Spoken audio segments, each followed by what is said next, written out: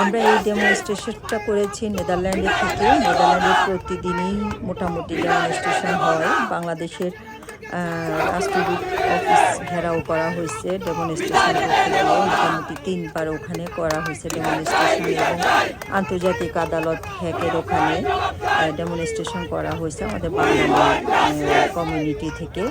তো আমরা মোটামুটি নেদারল্যান্ডে অনেকবারই ডেমনস্ট্রেশন করেছি যে বাংলাদেশের এই সহিংসতার বিরুদ্ধে, এই স্বৈরাচার সরকারের বিরুদ্ধে, এবং বাংলাদেশে যে রক্তাক্ত করেছে ছাত্র জনতাকে, এই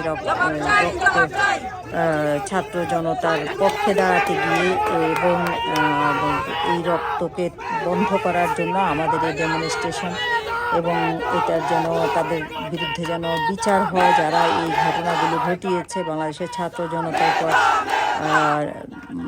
সহিংসতা আচরণ করেছে, গুলি চালিয়েছে, তাদেরকে যেন সঠিকভাবে আইনের আওতায় আনা হয়, সেগুলোর জন্য আমাদের এই ডেমনস্ট্রেশন।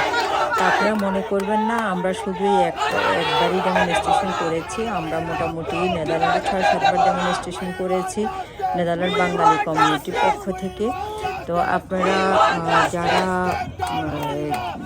মনে করেন যে বুঝি প্রবাসীরা থেমে আছে, আপনাদের জন্য কথা বলতেছে না, আপনারা যারা বাংলাদেশে কাজ করতেছেন, বাংলাদেশে আন্দোলনে যোগ দিয়েছেন, তাদের পক্ষে প্রবাসীরা কথা বলতেছে না, তাহলে ভুল। সারা পৃথিবীতে সবাই বা আমাদের এই ছাত্র জনতার পাশে দাঁড়িয়েছে বাংলাদেশে, এবং এটাকে কেন্দ্র করে মোটামুটি সারা পৃথিবীতে 1.5 কোটি বাঙালি আছে প্রবাসী। তারা বেশিরভাগই মোটামুটি বলা যাবে 80%ই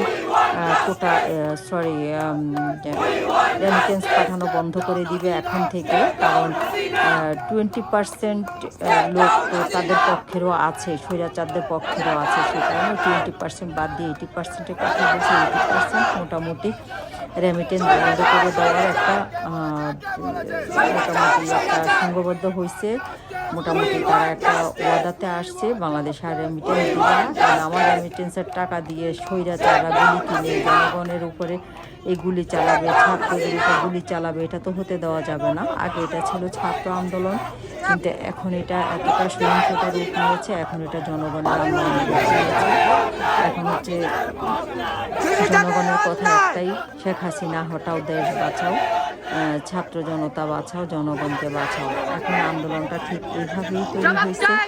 আর শুনতে পেয়েছি যে এই সরকার নাকি সারা পৃথিবীতে কারা কারা আন্দোলন করেছে, বিশেষ করে ইউরোপে, এদের জন্য ওই অ্যাম্বাসিগুলোতে নাকি লিখেছে তাদের বিস্তারিত পাঠানোর জন্য, এবং তাদেরকে পাঠানোর জন্য বাংলাদেশে কি করতে পারবে। এটা কি বাংলাদেশ? প্রতিটা দেশকে যদি বাংলাদেশের মতো স্বৈরাচার দেশ মনে করে তাহলে তো ভুল। কারণ এটা বাংলাদেশ না, এটা হচ্ছে ইউরোপ, এটা গণতন্ত্রের দেশ, এটা হচ্ছে ডেমোক্রেসির দেশ, এরা ডেমোক্রেসিতে বিশ্বাসী। সুতরাং যত সে চেষ্টা করবে এগুলোর জন্য, তত যেখানে আছে তাদের জন্য আরও সেখানে স্থায়ী হওয়ার সুযোগ সুবিধাটা আরও বেড়ে যাবে। তাই এগুলোর পেছনে যত কিছু করবে, যত কলকাঠি নাড়ানোর চেষ্টা করবে, তত নিজেদেরই ক্ষতি হবে। যার বিরুদ্ধে কলকাঠি নাড়াবে তার জন্য খুবই ভালো হবে, তার জন্য আরও কাগজপত্র শক্ত হয়ে যাবে। তো যাই হোক বন্ধুরা, আজকে এই পর্যন্তই রইল।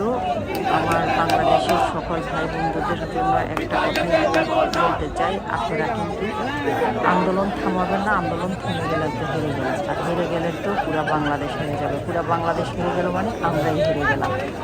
আল্লাহ হাফেজ। আজকে এই পর্যন্ত রইল।